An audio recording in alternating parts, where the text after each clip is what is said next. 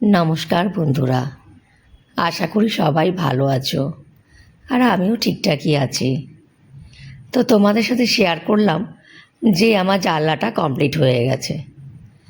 তারপর রাত্রিবেলা একটু জল ঢেলে দেখতে গেলাম যে ঢালটা ঠিকমতো হয়েছে কিনা। কি দেখলাম জানো, জল বাইরের দিকে না গিয়ে পুরো ভেতর দিকে চলে আসছে। অথচ মিস্ত্রি দাদাদের বারবার বলা হয়েছিল যে তোমরা কিন্তু ঢালটা অবশ্যই ঠিকঠাক করো। তো আর কিছুই করার নেই, আবার পরদিনকে মিস্ত্রিরা এলো, আবার এক পেটি টালি কেনা হলো এবং সমস্ত টালি তুলে ফেলে দিয়ে নতুন করে টালি বসিয়ে ঢাল ঠিক করা হলো। তো যাই হোক, এই পর্যন্ত আজকে এখন ঠিকঠাকই আছে।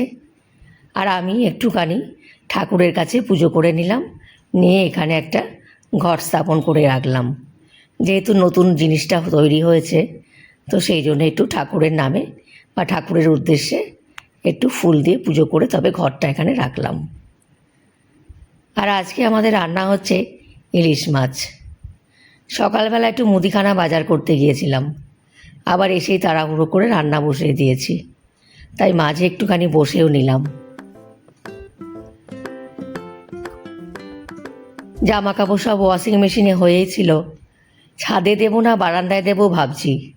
তো তারপরে আকাশের অবস্থা দেখে বারান্দাতেই দিয়ে দিলাম, ছাদে যাওয়ার আর রিস্ক নিলাম না। আর বর্ষার আকাশকে দেখতে কিন্তু ভারী সুন্দর লাগে, তাই না? মাধবীলতা গাছটাতে এখন আর অত ফুল হচ্ছে না, আসলে সব ঝরে ঝরে চলে গেছে বর্ষায়। তো আজকে দুপুরে ওই ইলিশ মাছ ভাজা আর ইলিশ মাছের সর্ষে পোস্ত দিয়ে ঝোল। তোমরা সবাই খুব খুব খুব ভালো থেকো, আর আমার অনেক অনেক ভালোবাসা নিও।